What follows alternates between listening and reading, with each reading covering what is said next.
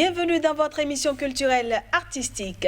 Pour le compte de ce numéro, nous irons dans un premier temps au Soudan où des mannequins hommes et femmes ont participé ensemble à des défilés. Ensuite, nous irons en France où le chorégraphe Mehdi Kerkouche entre dans la danse par la grande porte avec une création à l'Opéra de Paris. Voilà pour le sommaire. On se dit à tout de suite pour le développement.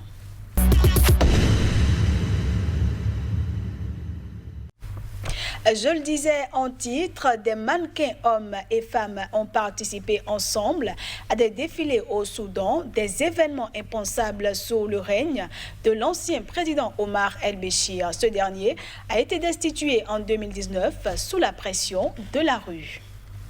كان صعب جدا انك تنظم مهرجان بالشكل ده. Autrefois, c'était très difficile d'organiser un défilé comme celui-là.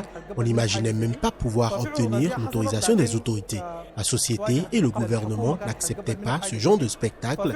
Les défilés de mode ont été organisés, mais ont subi de la répression. Et Dieu merci, nous avons pu organiser ce défilé car les autorités qui nous gouvernent désormais garantissent la liberté de la société. هو نظام بيكفل كافة الحريات للمجتمع.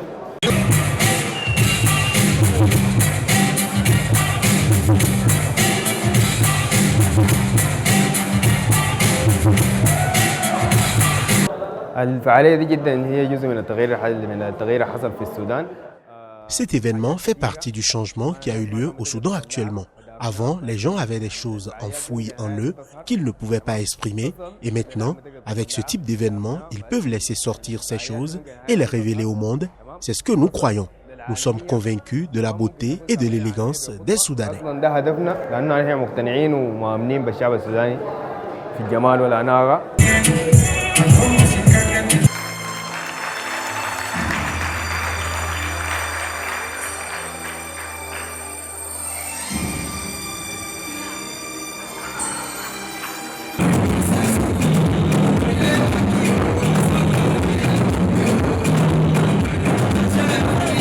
شاركت في العرض لأنه دي حاجة هتعكس حضارتنا وهتعكس الحياة الجديدة اللي احنا هنستفيد منها لقدام. J'ai participé au défilé car il reflète notre civilisation et notre nouvelle vie. Cela sera bénéfique à l'avenir.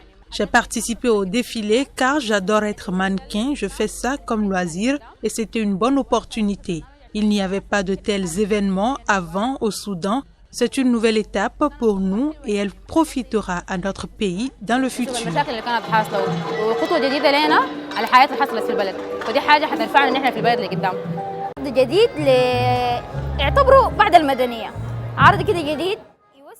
C'est un nouveau genre de spectacle après l'arrivée du gouvernement civil qui ouvre l'esprit des gens, qui les fait réfléchir de manière différente. Avant le gouvernement civil, nous avions une culture complètement différente. Avant, je ne pouvais pas dire que j'étais mannequin, mais depuis ce gouvernement, je suis mannequin.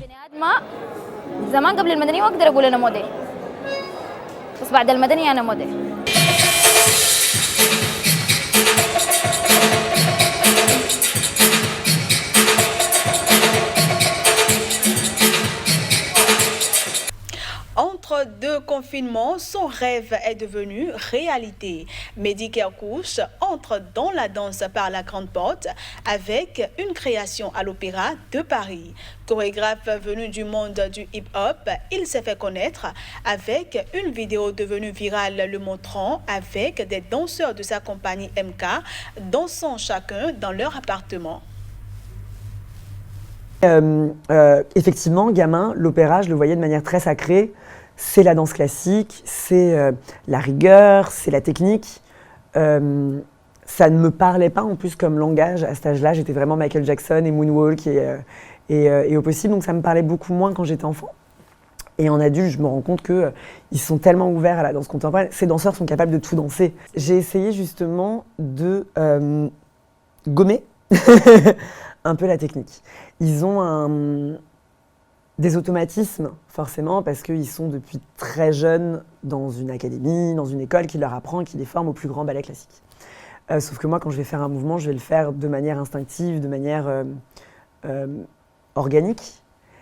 Et juste de poser un bras sur un genou pour un danseur classique, il va y avoir une autre délicatesse, il va y avoir un autre ressenti, il va y avoir une autre histoire tout simplement. Donc de me retrouver dans ce lieu absolument sublime, avec l'excellence en termes de danseurs possibles, et tous les moyens mis en œuvre pour me permettre de m'exprimer artistiquement sans aucune contrainte,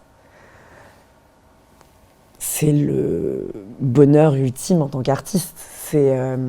C'est absolument tout ce que je rêvais d'avoir. La pièce s'appelle « Et si ?»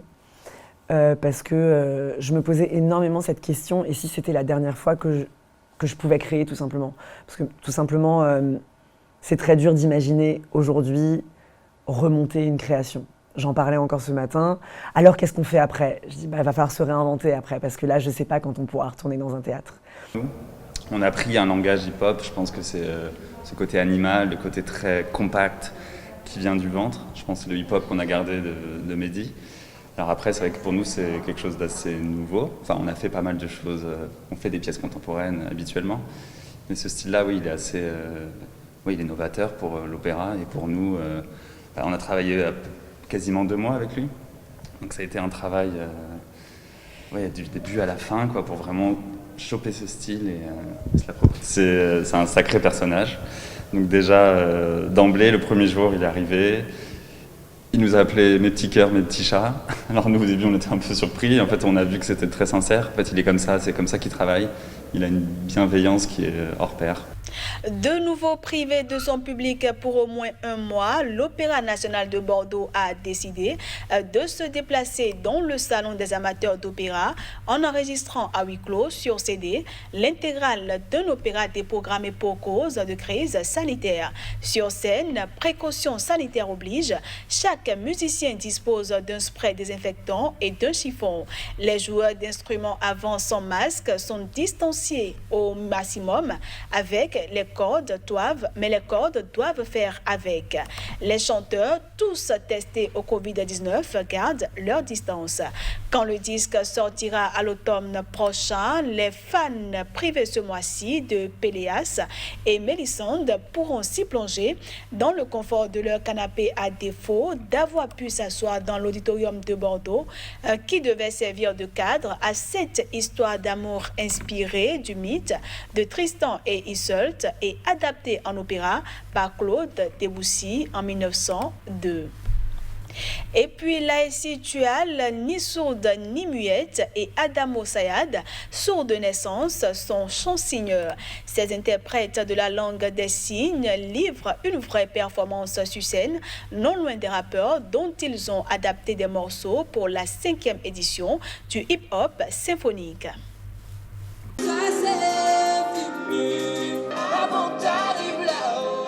Laïti est chansigneuse, interprète en live en langue des signes. On pourrait la prendre pour une danseuse placée non loin des rappeurs, mais dès que le show hip-hop symphonique commence, ses mains prennent la parole. Elle incarne une autre facette moins connue d'une corporation plus en vue actuellement, avec ses homologues mobilisés lors des interventions du ministre de la Santé Olivier Véran en pleine crise sanitaire. On n'aura pas les masques. Parce qu'effectivement, c'est une activité artistique qui est en plus de ça aussi physique. Donc voilà, on a besoin de la respiration, on a besoin de tout le corps. Et pour la langue des signes, on a aussi besoin de l'expression du visage. Donc après, sur la traduction, donc on est du texte à la langue des signes. Et sur l'adaptation, là, on va y mettre la notion aussi du sentiment dans le corps, du rythme de la musique, aussi le choix des signes, choisir des signes qui sont visuellement poétiques en faisant attention au choix des configurations, donc des formes de la main. Et donc c'est là où on parle d'adaptation en fait. La chansigneuse n'exerce pas que dans le rap, mais évolue dans tous les registres, du gospel à la chanson française. On la voit interpréter la foule d'Edith Piaf dans une vidéo sur son site et touche à tous les domaines d'activité, notamment les créations, les stages, le coaching. Mais les représentations annuelles de hip-hop symphonique permettent d'éclairer son métier auprès d'un large public, soit 27 millions de vues cumulées du show sur YouTube. Ça dépend en fait. Donc le chanteur, lui, il fait passer des émotions, etc. Et nous, on s'adapte à lui, on s'adapte à son texte.